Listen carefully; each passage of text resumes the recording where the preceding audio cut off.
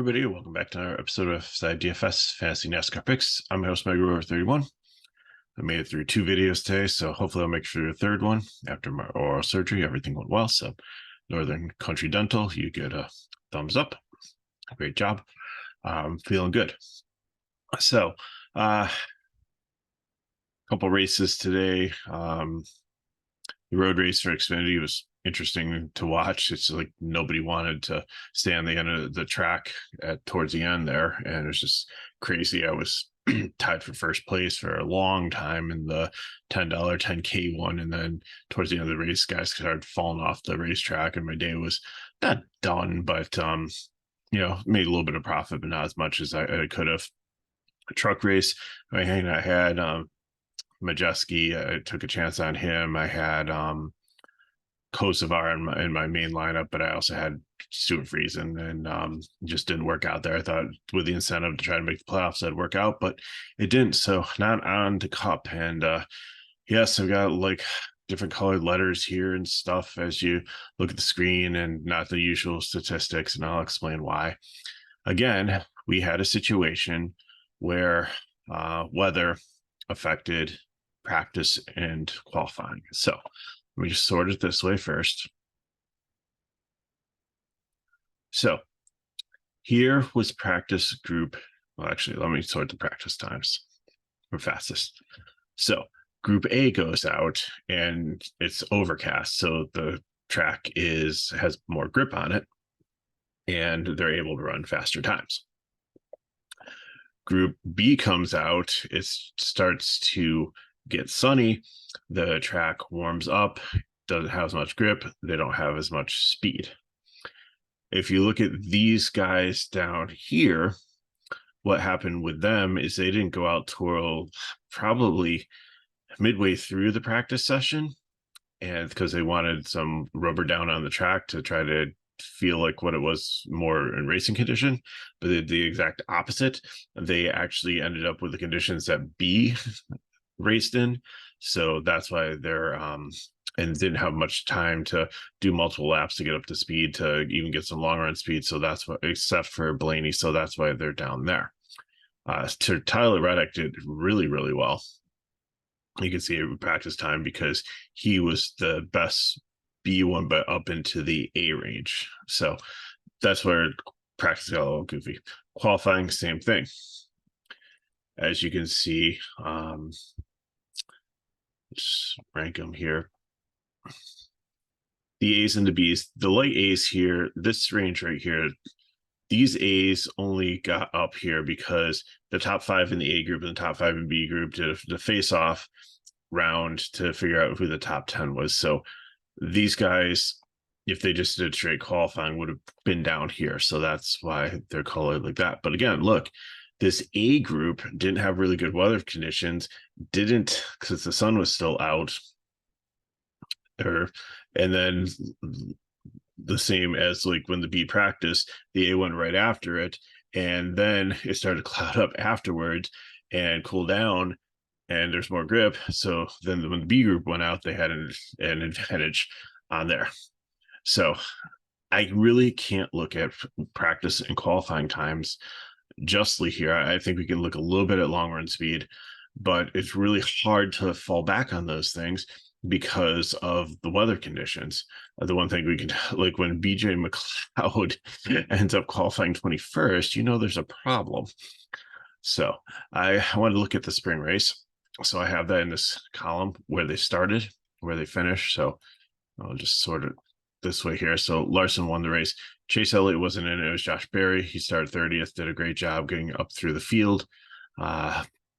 But the interesting thing is, you watch the truck race, there wasn't a ton of differentiation between like the top maybe 15 and like where they started and where they finished. It pretty much, some people moved up, but there wasn't a ton of movement.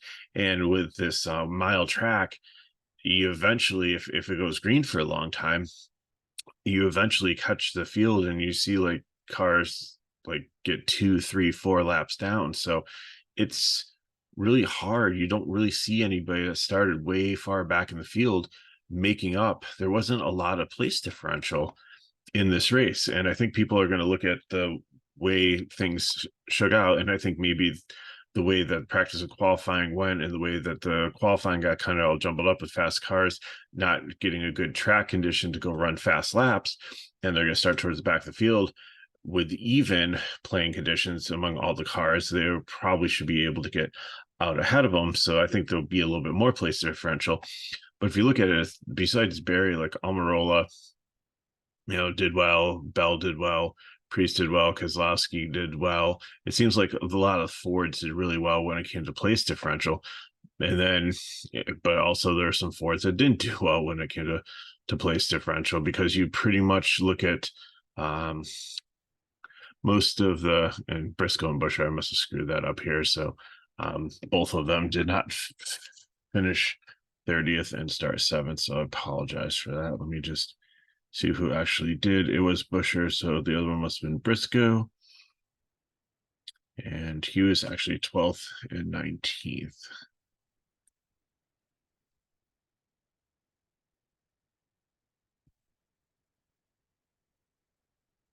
Let's resubmit that. So again, I mean, there was some, it looks like a lot of the people that started up in the top 10 like fell back and didn't get really good place differential. But if you look here, like the ones with the best place differential, you're not looking at a ton of ones that started towards the back. Yeah, you had a couple ones in the 30s and the 20s here. But we'll have to see what happens with this race. Trying to nail those the correct ones that we think can get the place differential, but you're also going to want to try to get some dominator points here also. So pretty much Byron controlled this race, and then he, I think, had a dust up with Larson and spun out and actually salvaged it and ended up having a decent day. Like he started 3rd and had 24th. We had Bowman on the pole here. He fell back and finished 8th. So it was a pretty strong day for the Hendricks cars last time out, but a lot of has changed since the race here in the spring. So I think we can kind of look at that a little bit, but not take it as the word of God. The other thing I really like too is looking at, this is a high tire wear track. So I looked at tracks like Homestead. I looked at there was what's another great tire wear track here. So we looked at Homestead. We looked at Darlington is definitely a tire wear track, so I threw that one in there. Auto Club. So I got some good tire wear tracks to see how these drivers do finishing on tire wear tracks and being able to do that. And it looks like Harvick, Busch, Logano, Hamlin, Larson, Truex, Bell, Byron, Blaney, Bowman. Nothing really surprises me among these ones. Bad ones: McLeod, Yaley, Grayson, LaJoy, Dillon, Priest, Stenhouse. Like nobody really completely shocks me in either one of these categories, high or low. But again, I just want to kind of look at that just to remind myself. So let's get into the picks. We have Reddick starting off with the pole. I think he's going to be a GPP here. He started 5th in the spring, ended up 16th. Tire wear tracks is about average. His practice time was decent compared to his peers, so I like that there. He is able to find different grooves, but I don't know if he can stay out there and dominate long in the race. Same thing with Kyle Busch. Like he did finish 2nd here after starting, or he finished 14th after starting 2nd here last spring, so he lost 12 positions. He's good on tire wear tracks, but he just seems to have too many pit road penalties and in incidents like that and stuff. So I don't see him going out and completely dominating this race. So he's GPP also. Denny Hamlin is the one that I think from the 2nd row, lined up behind Reddick, is going to be able to get out and around and be the early dominator here. 34th in practice again, I just completely write that off. He wasn't out there that long. I think, he's got Harg on his back too after last week with Pocono, but he's in good form. And even though he lost 9 places in the spring, he's really good at tire wear tracks. So I have confidence in Denny Hamlin to have a strong race here. Chase Elliott up here in the fourth position, second fastest in practice. He was in the good group here. The car finished second in the spring with Josh Berry, was able to cut through the field, when Elliott was out with the broken leg. And I really think that Elliott's really trying to win to get into the playoffs because he can't point his way in after the suspension and the injury. But I think they're going to try to get that win on one of the road courses that's coming up, like Watson Glen or stuff. I don't know if this is going to be the opportunity to do so. Bubba Wallace, another GPP here. Like, if started 22nd this spring, ended up 28th. I think he was just in the good practice and good qualifying situation where he was one of the fastest in the slower group, which is good for him, but I just don't think he can like hold himself in the top 5 here, maybe top 15 car, but I just don't think it's his type of, so GPP low. William Byron, I think will have very high ownership. I don't know if he'll be the chalkiest ones because I think people look kind of more of the place differential guys, but I do like the place differential is here. I think he'll get up there, and I think as a second dominator to put in my lineup with Hamlin. If I do take Hamlin, as I couldn't put both of them as primes, but I think I might try to get Hamlin in as my fourth guy with the 3 primes, and then I'll figure out who else works to get the lineup to where I want it to be. But really, like Byron, I think if he doesn't have that contact with Larson, I believe it was last race, I think that he stays up there, dominates, and just completely blows the field away and wins this one. Ty Gibbs did well to qualify up here. He's average with tire wear tracks. In the spring, he finished 9th after starting 14th. Can he finish in the top 10? Can he finish in the top 15? I think so, but 8,300, he's going to be a little bit more expensive. Like, I'd rather take a shot at him if he was like 7,300, give me $1,000 savings. Didn't really see anything in practice that I absolutely love. So I think that he should have a solid day, but I don't know.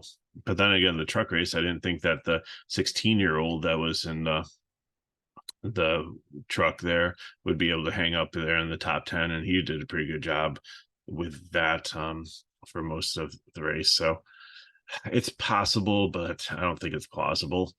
Kevin Harvick, I think he's another good cash play here, and maybe if you don't want to go Hamlin, maybe use if Byron can get up there fast enough, then Harvick could be a second dominator here. Started 10th in the spring, finished 5th.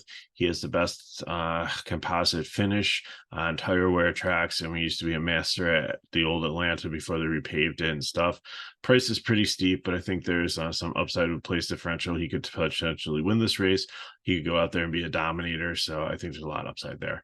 Stenhouse, actually, I think that I read that someplace or heard someplace that even if he didn't win the race at Daytona, he still has enough points to be in the playoffs, which was pretty amazing for him. So, he's really matured. He's not, he still has a wreck every so often, but he's not like Wrecky Spinhouse like we used to call him here.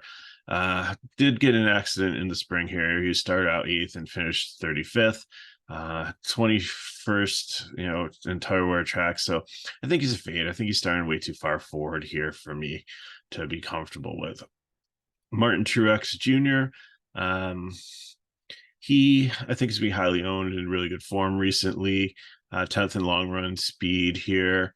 Spring, he started 12th, finished 11th. He's, definitely almost top 10 here in tire wear tracks. And so I like him, and I definitely consider him as a dominator potentially also. So I think, I'm really looking at Hamlin, Byron, Harvick, and Truex as the potential dominators here. Maybe Elliott can get in there. I don't know what like Busch and Reddick will do, but I think that they might lead a little bit but fall on back. But I really don't see any of these other top 10 guys going forward. Priest, I mean, he started 33rd and really had a lot of place differential. 15 place is okay on tire tracks, is okay on these ones. I don't think he can hold 11th positions though, so that kind of scares me. Noah Gragson just benefited from having the easier qualifying conditions here. He's punching way above his weight class here. Started 23rd, finished 37th, lost 14 places last race, 27th, like almost one of the worst ones with tire wear. So I won't be playing any no Grayson. Keselowski's interesting here. The Roush Fenway program and the Fords have been good at this type of racing here, but I still think he's a GPP. Practice wasn't great. He did make 14 place differential points in spring race, and he's pretty much probably average to a little bit above average when it comes to tire wear tracks. So not elite by any means. So I think he's definitely in play, but I think he's more GPP. Kyle Larson, I mean, a lot of people I think will core him and say he's a prime play. And I did consider him a dominator after he did win the race last time. And there's definitely, if he's 14 here and he goes up and leads the race and wins the race, there's like 13 place differential points, which is great. But at 1080, really needs to do this. And I think he's too far down. And I've seen too many issues with tires, with other drivers, with pit crew errors this year that have just really killed him. So he's just been boom or bust. When he's good, he's elite, and when he's not, then he ruins your day because he eats a huge chunk of your salary. So I just really can't do Larson. So in cash, I think he'll be the first one in my GPP, and there's another guy down the line that I'll throw in there also when I get to him. But I just can't start him in cash. I mean, if you have a good feeling with him, and then I'm perfectly fine with that. Bowman, like I said, he started first last race, fell back to 8th. Like, he's got top 10 upside, so definitely probably get at least 5 place differential points for you. He's not bad at these tire wear tracks. 13.6 isn't a bad finish average, just a little bit above where he's starting in 15th. So, and he was in the slower practice group, so you can't really look at that. So again, at 81, he usually puts himself in a position to do well and to win, usually stays out of trouble. So, but GPP for me. Gillian is just, he's been okay in the truck races and tire wear tracks, but not as much here in Cup. It didn't do bad in the spring, started 13th, finished 15th. So he pretty much held a top 15 spot, and he's starting 16th. So at 5,200, maybe it fades a little too harsh here. Maybe I'll change it to a GPP, but I think it's a really scary GPP. I mean, this is a real boomer bust play here for you. You're counting a lot of things to work out, but if there's not a lot of movement and it stays green and people can't really pass or get around each other too much, and they pretty much stay lined up like they did in the truck race, then I think it makes it even better play. Dylan, 67, again, he's not bad on tire wear tracks, but he's just been bad overall this season here. Started 27th, only made 2 places, so like top 15 here. 67 is not bad, but I think there's better plays out there. McDowell, he started having some beef with his own teammate, and then last week no, it wasn't him. It was Priest, I think, went after Corey LaJoy.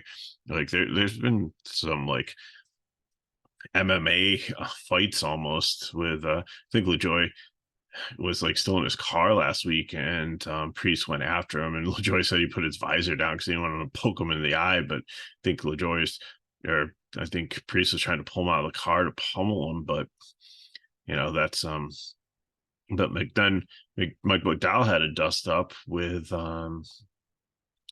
his teammates. It wasn't Gillian, I don't think. Who was it? It was another Chevy guy. The weekend before, I tried to apologize to him, and he accidentally put him up into the wall. But anyways, on this racetrack, he started 15th and got his way up to 6th. He's decent in this type of racing and with tire wear, and starting 18th. I think you can play him in cash at 5,900. I feel better than like Gillian and some of the other ones in this price range. it saves you some money, and I think it's a solid play. Chastain has got to be a GPP here, even though he was able to maintain a top 5, starting 4th, 3rd, probably led some laps. I didn't look into that too much. He just hasn't had the speed this year, but he could be a great sleeper play, great GPP play here in 9,200 if you can squeeze him into your lineup. Definitely has upside if you can find the speed. He's just been inconsistent this year, so I'll have to see how that plays out. But I like some of the other plays below him and above him a little bit better. Briscoe, I really like here. I mean, starting around the same spot as Rossi, Briscoe has just been super solid on these types of tracks. So I think you're saving 2,100 here, and you're getting someone that started 19th and finished 12th. He's starting 20th, so if he can finish 13th, that's a great day there. 7 place differential points, okay with tire wear, good on shorter flat tracks also. BJ McLeod starting way too far forward. Don't play him. He's a fade.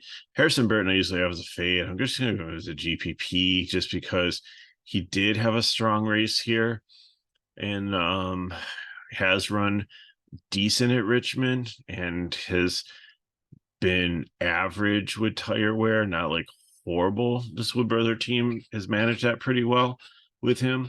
And I think he needs to do a lot to be able to stay in this car. So, and last week, I think he had like a top 10 finish. I think he finished 8th at Pocono. So hopefully things are going the right direction. I mean, he's usually a fade. He's usually my Joe Graff Jr. human caution flag spin out. There's seems like there's one every series, and Burton is the one usually for Cup, but I think he'll be okay here, especially because you don't really see too many wrecks only towards like the end as people get too aggressive. Eric Almirola, I think you can play in cash also. He started 32nd and really cut through the field and ended up finishing 13th here in the spring. 19th place differential points was decent.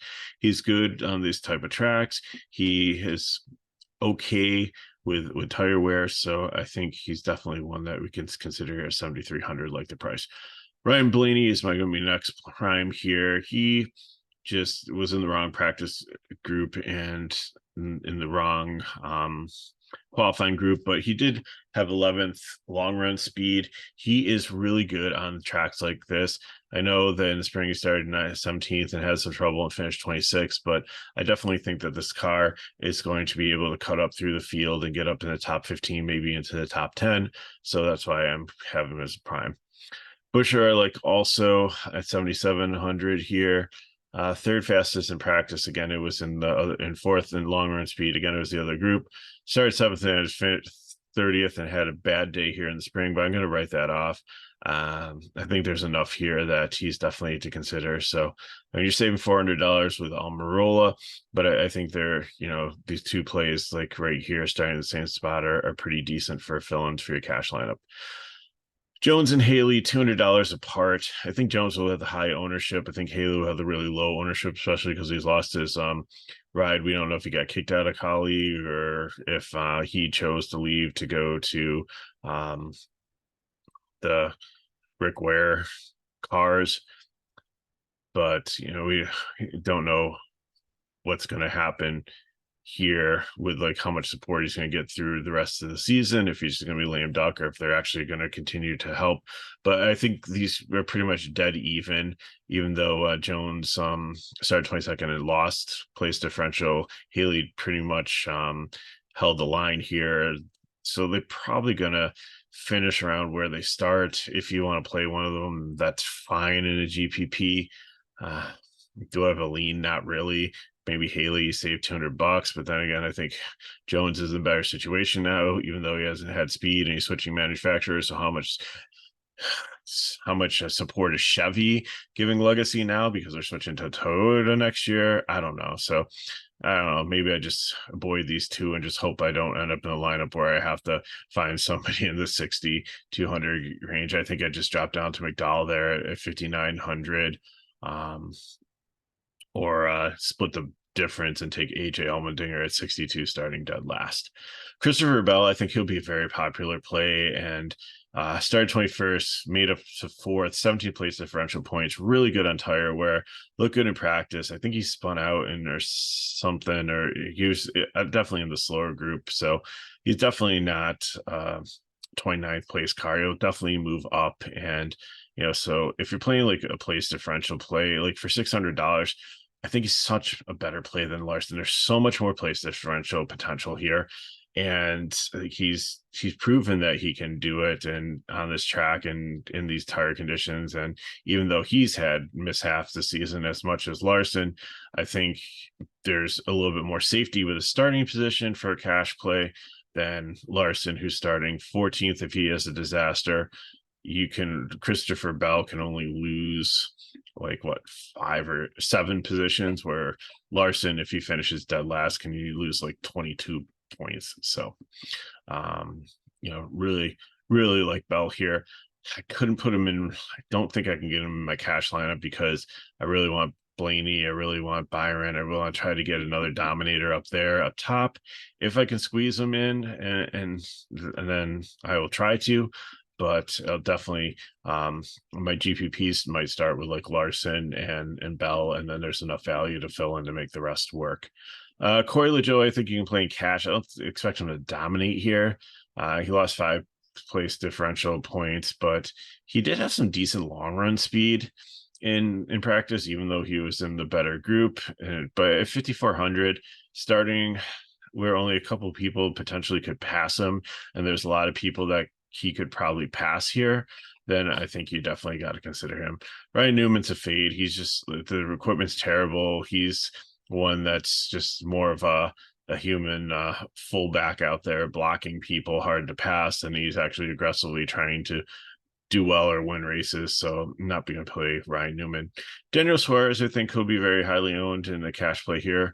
Another Trackhouse car, just hasn't had the speed. Started 20th, finished 23rd, 16th overall with tire wear tracks. Top 10 in practice speed in the good group, 6 in long run speed. So I think there's enough there, 7,800 to consider him. There's a decent range here with like Almirola, Buescher, Suarez, Briscoe in the 7K range. If you wanted to kind of go up with 2 high price guys, I think you have like a nice 7K range where you can balance out your lineup with some place differential if you don't want to take a shot on if Cindric worries you too much here. Did I talk about Cindric? I can't remember if I did. If I didn't, he's the 3rd prime play, and I know, yeah, I did, because like he just did really bad. But I think with the forward and the speed and everything that I've seen there, even though he started 6th and finished 28th, I think that he definitely can work his way up through the field, and I think it's a great price point. And when I try to pick the 3 prime plays, I'm not going to give you like 3 really expensive plays and try to figure out who the scrubs is. I want to try to find that one value guy that I feel the best about giving you as a core play to kind of build your lineup. So if we don't take it, that's fine. I mean, there's plenty of guys around. Like I said, LaJoie's right there. If you trust him more, or if you want to pay up like $400 more, so we'll get to AJ Allmendinger in just a second. But let's get there now. So Dylan Yaler obviously fades, like we saw in the truck race there.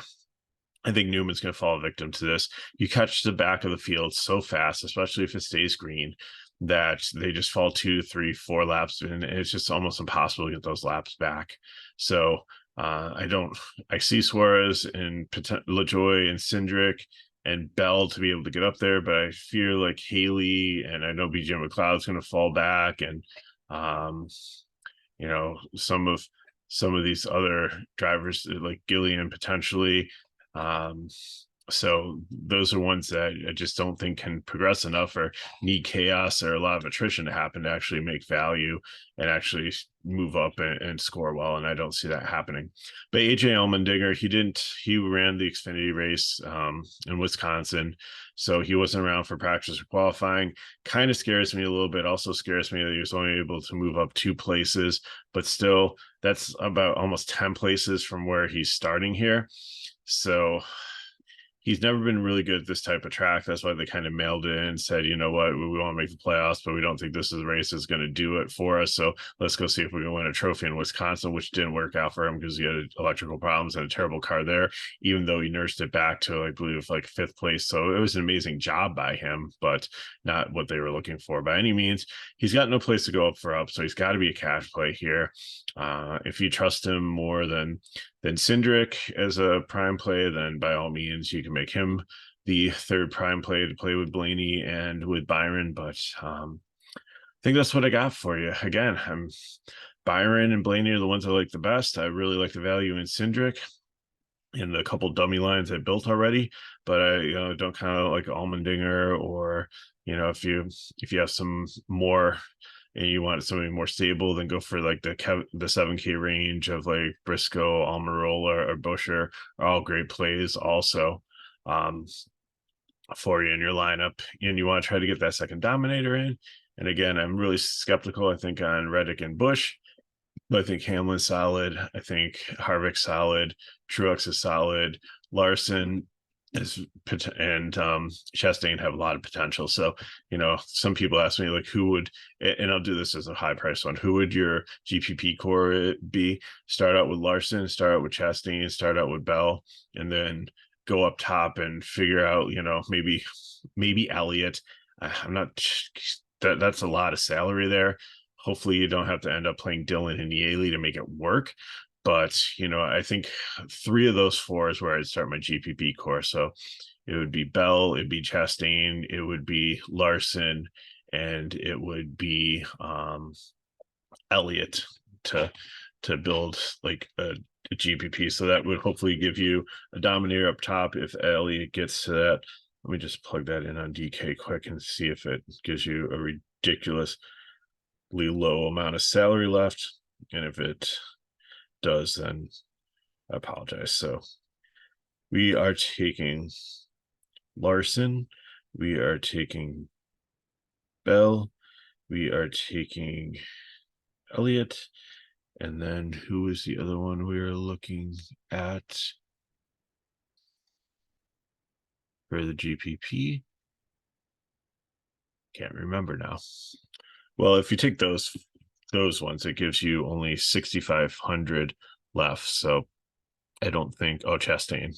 So that gives you 51 left. So I don't know, that's kind of scary. So I don't think you'd really want to do that, because you're playing some cars that just aren't going to make it, even if those 3. So just take those 3 out of those 4 and play around with them in GPP lineups.